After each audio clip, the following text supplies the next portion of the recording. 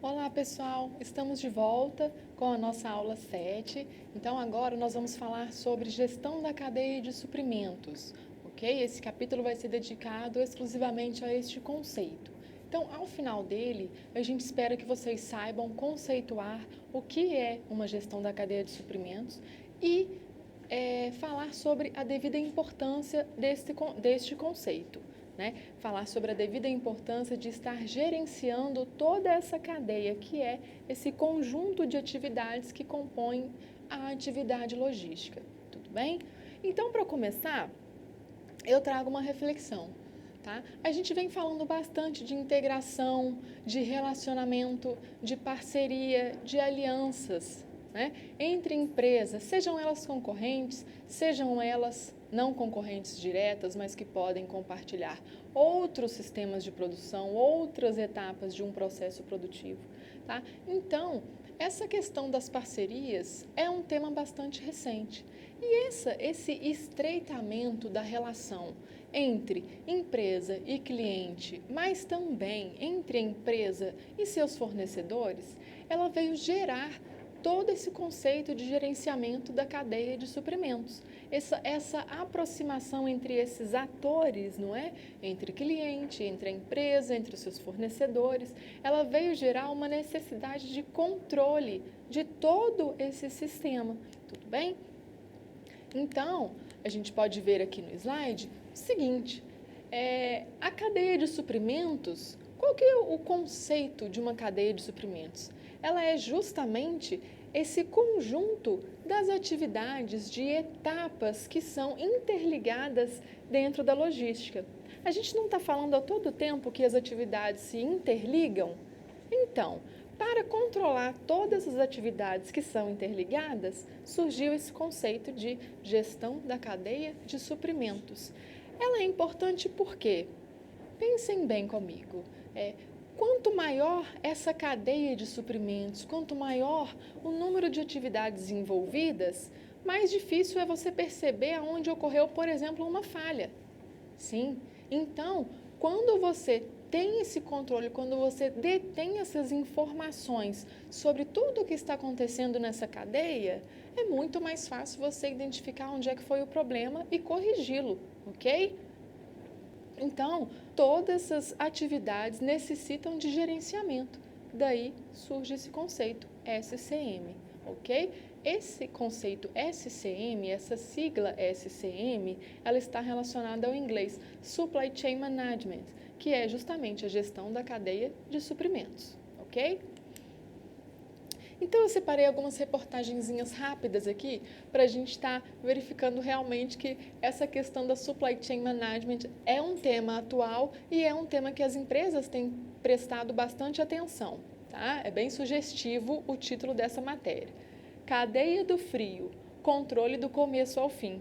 Essa matéria, eu pus ela aqui de forma reduzida para vocês, ela está falando sobre as peculiaridades da gestão da cadeia de suprimentos quando se trabalham produtos resfriados e congelados. Então, a empresa tem que ter uma atenção bastante especial, porque são produtos que, por sua vez, são perecíveis, que exigem uma temperatura totalmente controlada para se manter a qualidade daquilo que o cliente espera. Tudo bem? A outra reportagem que eu trouxe para vocês, também relacionada à SCM, é falando justamente do que a gente tem trabalhado nessas últimas aulas, né? Falando da importância da integração. Então, essa é uma reportagem onde ela inicia o texto dela falando: o todo é maior que a soma das partes. Isso resume a importância da integração, né, pessoal? Então, essa frase, ela resume bastante a importância da SCM.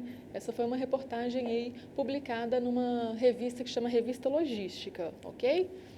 Então, pessoal, importante falar, a referência que eu utilizei para programar esta aula é a apostila da professora Ana Caroline, tá? Da Universidade Federal do Mato Grosso. Ela desenvolveu essa apostila que chama Fundamentos Gerais da Logística. Tudo bem?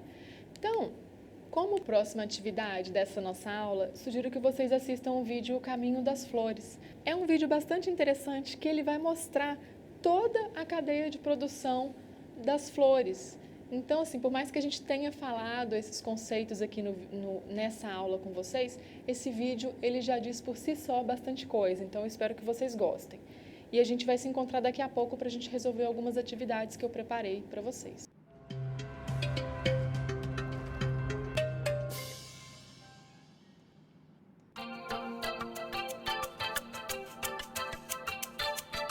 A bela Belo Horizonte, capital de Minas Gerais.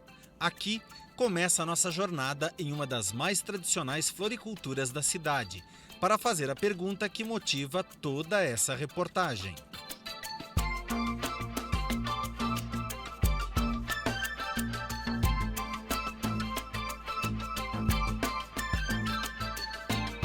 Você tem ideia da complexidade do processo da produção até o momento em que essa flor chega aqui na loja para consumo pelo consumidor final? Não tenho. E você, conhece o processo? Então, venha conosco para conhecer toda a cadeia da produção à entrega do produto em uma floricultura como essa.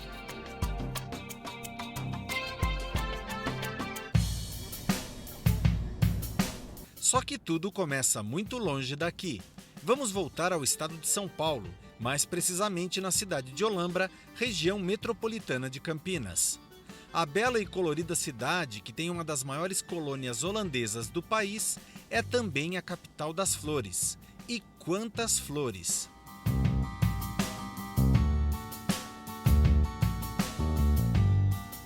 Nossa visita começa na propriedade do produtor de lírios Johannes de Witt, conhecido por aqui como Ian. Ele é um dos maiores produtores da cooperativa local e será nosso guia durante a estadia em Olambra. Nossa primeira parada é em uma das estufas de sua propriedade para entender o processo de seleção e embalagem das plantas para comercialização. Então aqui eles estão fazendo a seleção, selecionando o ponto de maturação ideal da planta e colocando na embalagem no porta-vaso para ser levado.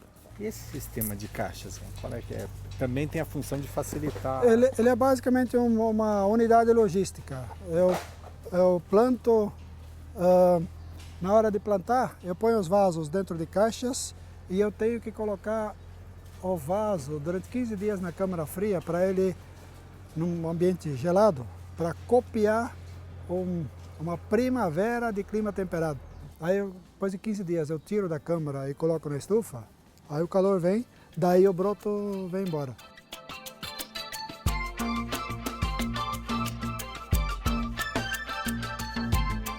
Outro grande desafio que precisa ser vencido diariamente pelo Ian e toda a sua equipe é a vida útil do produto. O uso de grandes câmaras frias ajuda a retardar o processo de envelhecimento e morte da planta.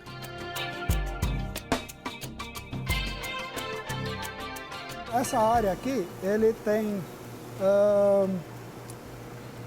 a função de ser um pulmão para o produto que eu acabei de colher. Então, ele é uma área de pós-colheita, ele é o pulmão que resolve duas funções. A colheita é um pouco irregular, em função de clima, às vezes na segunda colhe mais, às vezes na semana seguinte é na quarta que colhe mais, então eu tenho que regularizar isso. E por outro lado, eu tenho 70% da minha venda já pré-vendido. Significa que o cliente A quer 2 carrinhos, por exemplo, na segunda-feira, 4 carrinhos na quarta-feira e talvez mais 2 na sexta-feira. E eu tenho, para os 150 clientes que eu tenho, eu preciso coordenar isso, eu preciso ter um estoque. Então esse estoque que está aqui, ele gira com um intervalo de tempo de aproximadamente bem perto de 24 horas.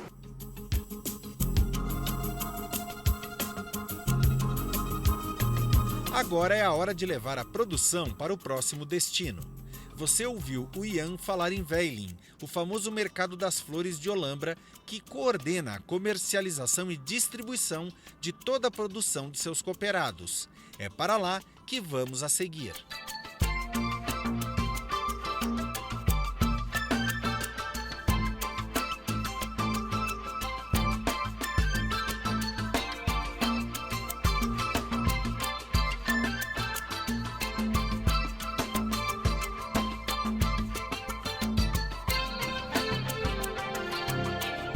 Ian, conta um pouquinho para a gente o que é esse espaço aqui, para que serve, como é que funciona. Isso aqui é o mercado spot das flores aqui de Olambra. É o produto acabado, o produto pronto para o mercado, que é comercializado aqui. É a nossa ferramenta mais importante de formação de preço para flores e plantas. O produto que é apresentado aqui, ou ele é vendido ou ele é destruído. Ele sai do mercado. Ou ele foi para o mercado com um preço definido e se não houve comprador, ele vai ser destruído. Porque amanhã tem um produto novo para ser comercializado. Essas pessoas aqui representam, na verdade, compradores do Brasil todo. Tem compradores que operam o Brasil todo aqui. E qual é o volume aproximado de comercialização em um dia? De 3 a 4 horas de comercialização por dia.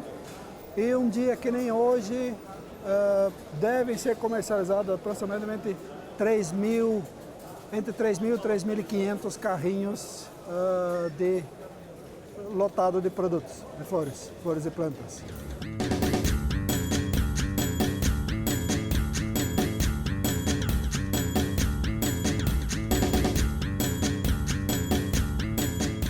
Aqui, nesse ponto, é feita a distribuição do produto que veio na forma de um carrinho de produtor e ele vai sair daqui na forma de um carrinho de cliente, que é normalmente um mix de um monte de produtos diferentes.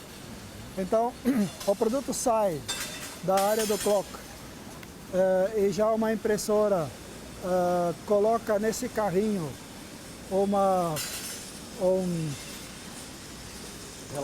um relatório com código de barra, onde está determinado cada comprador daquele carrinho, e esse carrinho vem nessa área, onde ele é uma pessoa,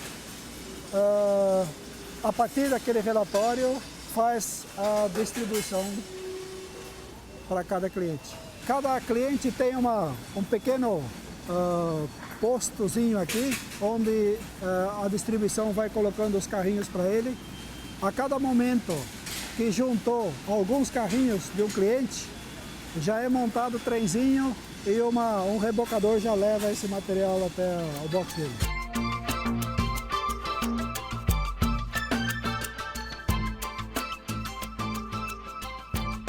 A próxima etapa é conhecer um desses boxes, locado por um dos clientes do Ian, a Olambelo. Quem nos recebe é o Rafael, um dos gestores da empresa que acompanharemos a partir de agora.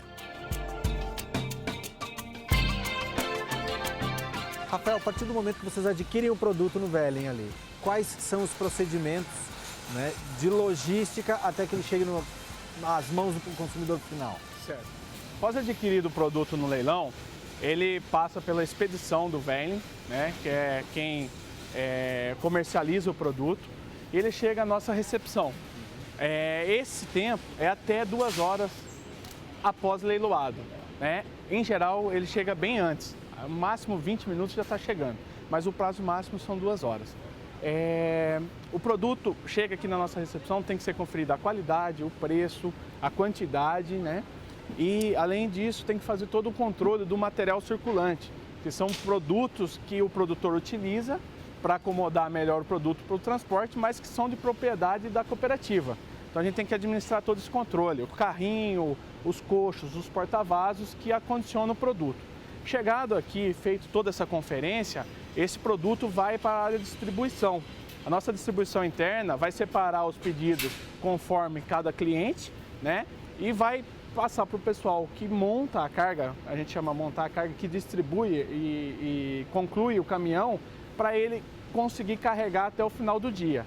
Em geral, o produto tem que estar, a carga tem que estar saindo daqui até às 17 horas, para que consiga chegar nos pontos de destino logo pela manhã. A gente tem lojas a 550 quilômetros e tem loja a 3.000 quilômetros daqui de distância. Então, em geral, o caminhão viaja sempre à noite, né? Então, dando como exemplo, para o Rio de Janeiro e Belo Horizonte, que são as distâncias mais perto, ele sai daqui às 17 e vai chegar no destino por volta das 2, 3 horas da manhã. Chegando lá, tem toda uma equipe para recepcionar o produto e preparar para expor para venda.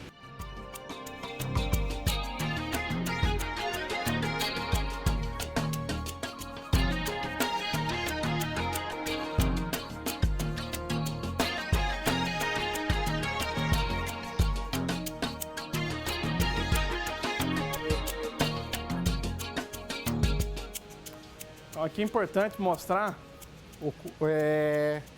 a padronização do produto que a gente tem aqui nessa estrutura do Verne. Esse é um produto que normalmente ele é produzido na região de Santa Catarina, mas a gente já tem a produção aqui em estufas em Olambra, né? Aqui o produtor pensou em embalagens bem apresentáveis, em facilidade de transporte e agilidade na locomoção do carrinho. Com isso daqui, a gente consegue carregar um caminhão e descarregar muito rápido através dessa estrutura. Só que a gente não consegue comprar tudo aqui em Olambra. Então, alguns tipos de produtos a gente tem que buscar em Santa Catarina. E aqui a gente vai mostrar qual é o padrão de transporte desse produto.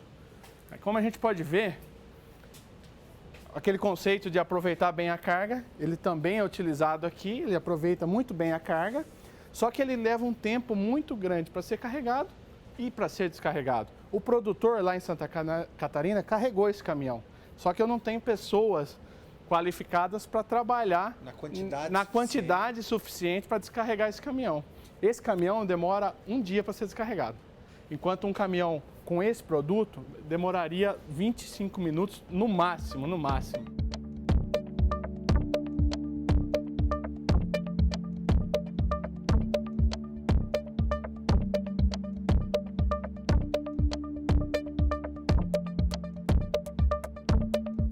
Conhecidos os procedimentos no box da empresa em Olambra, esperamos o final do carregamento do caminhão que segue para Belo Horizonte e pegamos a estrada junto com ele para mostrar as próximas etapas desse processo. Nosso parceiro nessa viagem é o Marcos, motorista que presta serviço no Velling há quase 20 anos.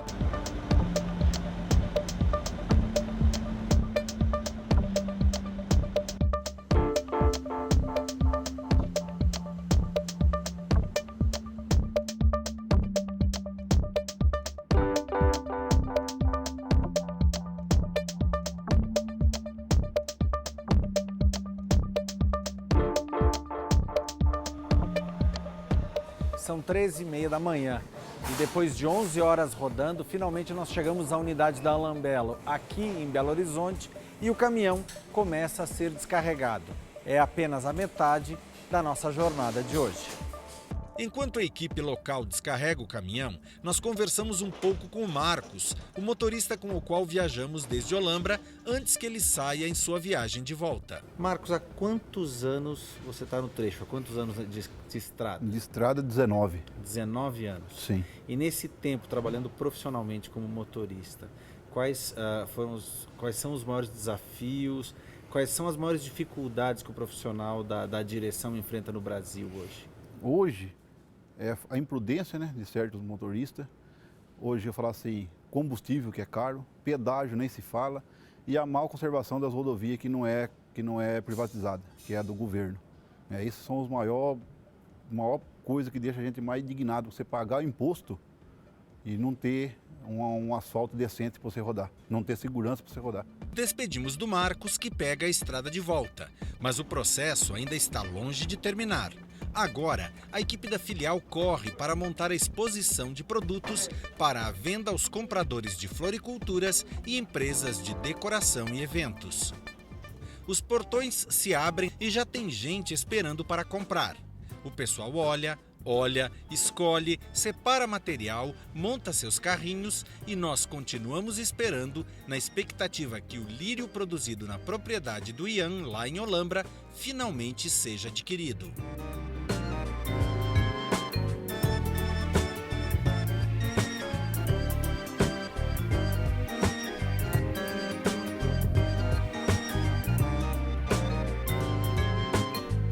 E é aí que aparece o comprador daquela floricultura que mostramos no começo da reportagem. Você lembra?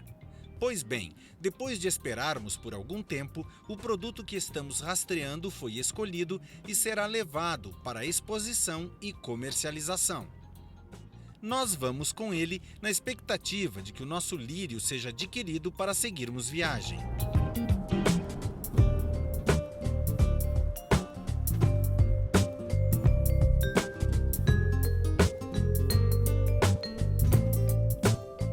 Depois de alguns clientes, diversas escolhas e sugestões da equipe da floricultura, o lírio que acompanhamos é finalmente comprado.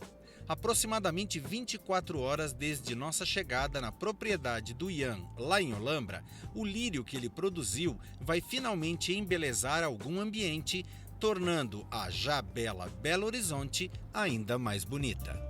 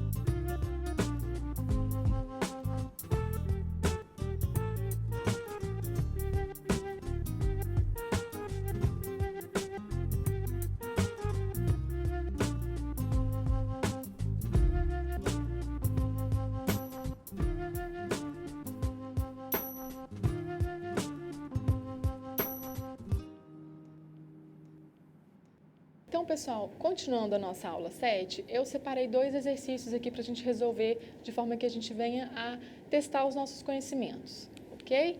Então, este exercício aqui é de um concurso também para professor do IFE, Instituto Federal do Rio Grande do Norte, ok? Número 1. Julgue as afirmativas a seguir, adotando V para verdadeiro e F para falso.